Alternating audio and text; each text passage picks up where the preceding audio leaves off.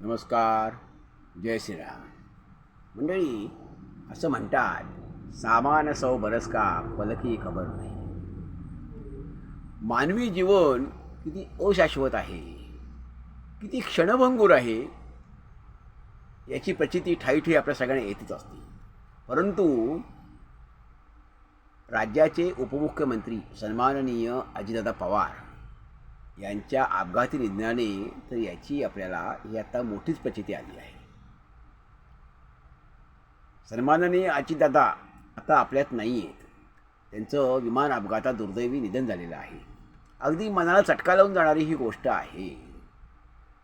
म्हणजे अजितदादांचं स्वभाव हा सर्वसमावेशक.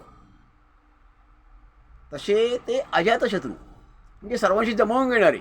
समजा राजकारणामध्ये विचारभेदामुळे शत्रुत्व असतं, पण ते तात्कालिक असतं. तसं अजितदादांचं शत्रुत्व अनेकांशी आलं, परंतु त्यांनी मनात कधी ठेवलं नाही. त्या लोकांशी त्यांनी जमवून घेतलं. हे त्यांचं वैशिष्ट्य होतं की अशा लोकांशी ते लोकांसमोर प्रसंगी दोन पावलं मागं जायला तयार व्हायचे, जमवून घ्यायला तयार व्हायचे, हातमिळवणी करायला तयार व्हायचे. हे त्यांचं वैशिष्ट्य होतं. त्यांच्या मनात असा कोणाविषयी विशेष राग नव्हता आणि ते टोकाची कुठली भूमिका घ्यायचे नाहीत. हे समंजसपणा, समजूतदारपणा हा त्यांचा विशेष स्वभाव होता. बोलताना, वागताना जपून वागणं, दांडगा लोकसंपर्क हे अजितदादांचं वैशिष्ट्य होतं. आणि सर्वसमावेशकता, जातीपातीच्या पलीकडचा नेता. सर्व समाजातले त्यांच्यामध्ये लोक होते, त्यांच्यासोबत कार्यकर्ते होते. एका विशिष्ट जातीचे अजितदादा नेते नव्हते. त्यामुळे सर्वांना सोबत घेऊन जाणारा नेता हे त्यांचं वैशिष्ट्य.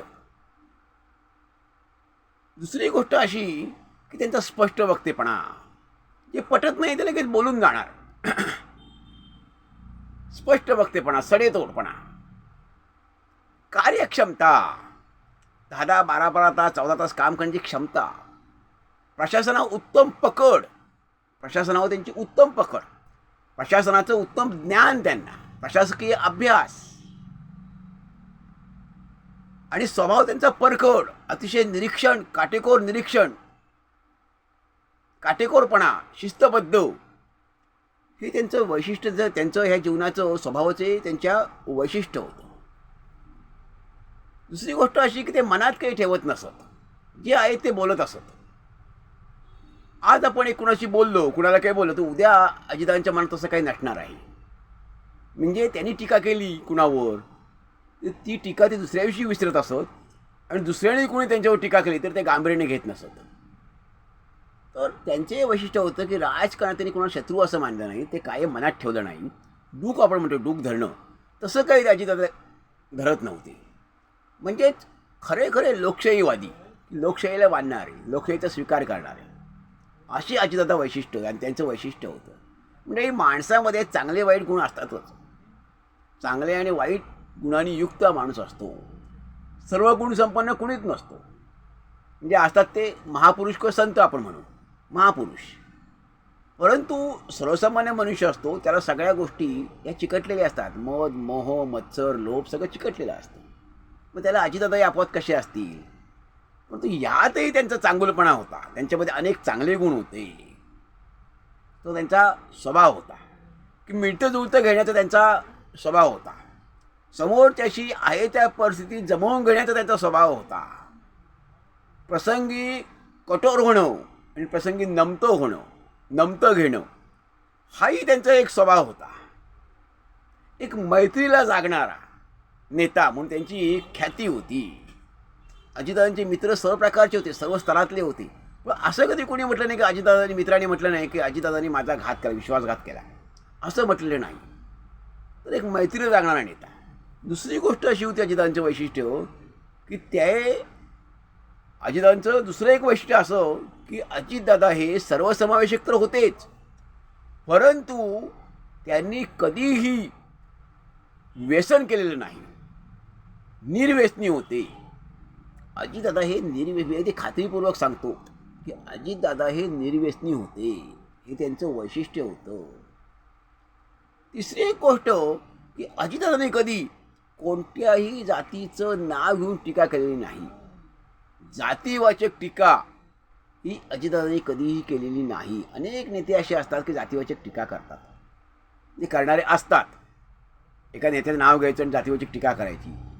तसं अजितदादांनी कधीही केलेलं नाही. बघा तुम्ही अजितदादांची भाषणं ऐका, यापूर्वीची भाषणं बघा, तर कधी अजितदादांनी कुणावरही जातीच्या नावाने टीका केलेली नाही. हे त्यांचं वैशिष्ट्य होतं.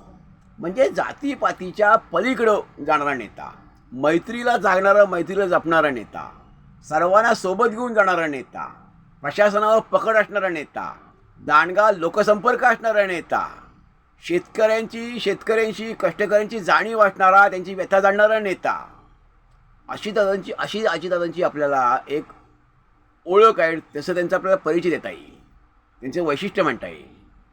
दुसरी एक गोष्ट आणखीन एक महत्त्वाची म्हणजे की ते निर्व्यसनी होतेच, परंतु स्त्रियांविषयी अजितदादांनी आजपर्यंत कोणत्याही कधीही त्यांच्या भाषणातून एवढ्या 40 वर्षाच्या कालखंडामध्ये स्त्रियांविषयी त्यांनी कायम आदर व्यक्त केला आहे. कोणत्याही परिस्थितीत ते अनुद्गार किंवा वाईट वाटेल असे उद्गार त्यांनी काढले नाही. स्त्रियांचा आदर करणारा कुणी स्त्रीनी अजितदादांविषयी काही तक्रार केलेली नाही की अमुक दादा असं बोलले भाषणामध्ये, तसं बोलले, असं अजितदादांनी कधी केलेलं नाही. आणि दुसरं एक वैशिष्ट्य असं की भाषणातून समजा काही वेळेला शब्द काही जात असतात, परंतु झालेल्या गुन्ह्याची चुकीची कबूल देणारा नेता. अजितदादांचा स्वभाव स्पष्ट वक्ता होता, स्पष्ट वक्तेपणाचा होता, रांगडा स्वभाव होता. ते शेतकऱ्यांशी, कष्टकऱ्यांशी, कामगारांशी बोलताना भाषणामध्ये रांगड्या भाषेतही बोलायची, ग्रामीण भाष त्यांच्या भाषणामध्ये असायचा. असं असताना एखादा शब्द चुकून गेला बोलून आणि त्यांनी माणसं दुखावली, समाज दुखावला, तर दुसऱ्या दिवशी अजितदादा मोठ्या मनाने माफी मागायची. त्याच्या त्यांनी प्रायश्चित्त एकदा त्यांनी घेतलं होतं आणि पुन्हा त्यांनी तशी ती चूक केली नाही. आणखी वैशिष्ट्य म्हणजे काय आहे की त्यांच्या हातून समजा 2-5 वर्षापूर्वी किंवा 2 महिन्यापूर्वी असेल, 2 वर्षापूर्वी असेल, 5 वर्षापूर्वी असेल, एखादा निर्णय चुकीचा घेतला गेला. निर्णय राजकारणामध्ये चुकीचे घेतले जातात काही वेळेला, घाई गडबडीत, भावनेच्या भरात. तर ते निर्णय अजितदादांनी खुलेपणाने मान्य केलेले आहेत. अजितदादांनी सांगितलेलं आहे की माझा निर्णय तो चुकीचा होता, आम्ही निर्णय तो चुकीचा घेतला, मी त्यावेळेला निर्णय घेताना घाई केली, असा निर्णय घ्यायला नको होता, त्यामुळे आमचं नुकसान झालं. अशी चुकीची कबुली देणारी माणसं फार कमी असतात. म्हणजे अजितदादा हे त्या बाबतीत मोठ्या मनाचे होते. त्यांचा मुळात स्वभाव उमदा होता, प्रेमळ होता, म्हणून त्यांनी एवढी माणसं जोडली. माणसा ढसाढसा रडली. कोण ढसाढसा रडेल? हसन मुश्रीफसारखे त्यांचे सहकारी रडलेच, हसन मुश्रीफांसारखे, तो विषय वेगळा. परंतु सामान्य माणूसही ढसाढसा रडला. याचं कारण असं की त्यांचं दादांवर तेवढं प्रेम होतं आणि अजितदादांनी त्यांच्यासाठी काहीतरी केलं होतं, त्यासाठीच ते लोक रडले. कुणी कुणासाठी असे ढसाढसा रडून अश्रू राहणार नाही, निष्कारण अश्रू राहणार नाही. म्हणजे अजितदादांनी सगळ्यांशी असं भावनिक नातं निर्माण केलं होतं. आणि बारामती, पश्चिम महाराष्ट्र, पुणे जिल्हा विशेष करून यांच्याशी अजितदादांचे फार भावनिक संबंध होते. त्यांची ती जन्मभूमी होती आहे म्हणजे, त्यामुळे त्याच्याशी त्यांचं नातं हे वेगळं होतं, भावनिक नातं होतंच. आणि ते कधी बारामती, पुण्याला कधी अजितदादा विसरले नाही. त्यामुळे हे अजितदादांच्या स्वभावाची वैशिष्ट्य होती की सर्वसमावेशक, सर्वांना सोबत घेऊन जाणारा, एखादी चूक झाली तर चुकीची कबुली देणारा, अत्यंत निर्व्यसनी, मनाने मोठा, उमदा स्वभाव, कुणाला न दुखवणारा, आणि दुखवली असेल तरी एक पाऊल मागे येऊन परत त्याच्याशी हात मिळवणारा असा नेता म्हणून. आणि महाराष्ट्रातल्या ग्रामीण भागातल्या लोकांची, शहरी भागातल्या लोकांची उत्तम जाण असणारा, प्रश्नांची उत्तम जाण असणारा नेता, असं अजितदादांचं एक व्यक्तिमत्व होतं. हे व्यक्तिमत्व आज आपल्यातून निघून गेलं आहे. मी अशा अजितदादांसारख्या उमद्या व्यक्तिमत्वाच्या नेत्याला, प्रशासनावर उत्तम पकड असणाऱ्या नेत्याला, स्पष्ट वक्ता, परंतु कोण दुखावलं गेलं असेल तर मोठ्या मनाने दुसऱ्या दिवशी माफी मागणाऱ्या नेत्याला, आणि आधी चुकीचा निर्णय झाला असेल तर त्याची कबूल देणाऱ्या नेत्याला, मोठ्या मनाने ती कबूल देणाऱ्या नेत्याला, अशा नेत्याला, सर्वसमावेशक नेत्याला मी आपणा सर्वांच्या वतीने भावपूर्ण श्रद्धांजली, आदरांजली अर्पण करतो. धन्यवाद. जय हिंद, जय भारत.